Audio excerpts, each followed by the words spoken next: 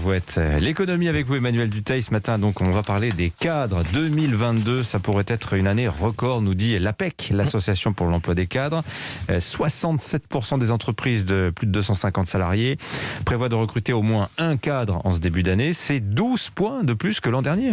Oui, et c'est une très bonne nouvelle. Les entreprises n'ont jamais autant cherché de cadres qu'en ce début d'année. L'APEC le dit, à ce niveau de difficulté de recrutement, on ne peut même plus parler de tension, c'est dire. Malgré Omicron, les carnets de commandes restent donc bien remplis. Les entreprises ont besoin de se développer, notamment dans le numérique, et cherchent donc tous azimuts. Chaque semaine, à La France Bouge, les offres d'emploi en la matière se comptent par milliers. Même si les difficultés de recrutement ne sont pas les mêmes dans tous les secteurs, les entreprises sont nombreuses à chercher quasiment à tous les postes. Il suffit de faire un tour sur le site de Pôle emploi ou de Welcome to the Jungle, qui cherche beaucoup de cadres pour s'en rendre compte. Alors, quand il y a autant d'annonces sur les sites d'embauche, Emmanuel, on peut dire que ça, c'est une bonne nouvelle pour les candidats. Oui, Benoît Serre, le vice-président de l'association des DRH, le dit sans détour, ce sont maintenant les candidats qui ont le pouvoir. Une première depuis au moins 15 ans, selon les spécialistes. Pour les postes les plus compliqués à pourvoir, les entreprises font face comme jamais à des candidats qui ne viennent même plus aux entretiens ou qui ne se présentent pas le premier jour de travail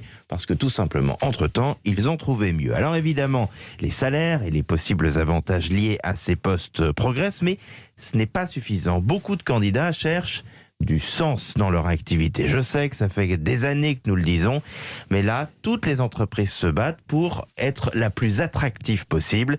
Au-delà de leurs clients, elles doivent donc maintenant, et ça c'est très nouveau, convaincre leurs salariés de les choisir. Et ça, mine de rien, ça va faire avancer les choses. On peut s'en réjouir, surtout que les salariés ont plus que jamais la bougeotte et des envies de reconversion.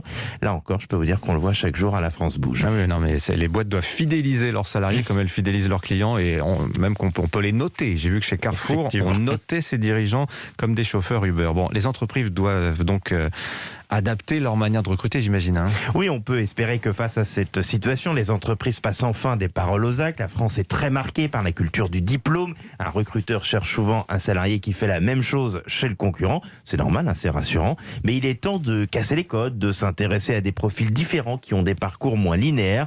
Alors oui, c'est bien sûr plus risqué pour les entreprises. Le taux d'échec peut être important.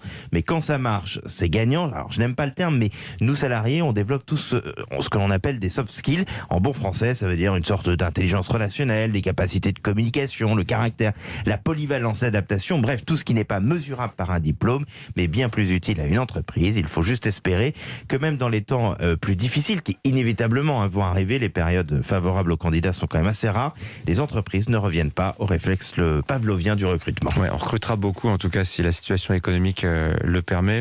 Vous avez vu tout à l'heure, la Bourse de Paris, moins 4%. Ouais. Vous reviendrez à 8h nous expliquer ce qui s'est passé hier, si c'est un crack durable. Aux États-Unis, il y en a qui commencent à parler de possible récession. Il y a 3 semaines, on disait pas du tout la même chose. C'est sûr. Ceci dit, avec le Covid, on disait exactement ça. Tout, c'est une catastrophe il y a 3 semaines. Et là, on nous parle de fin de pandémie.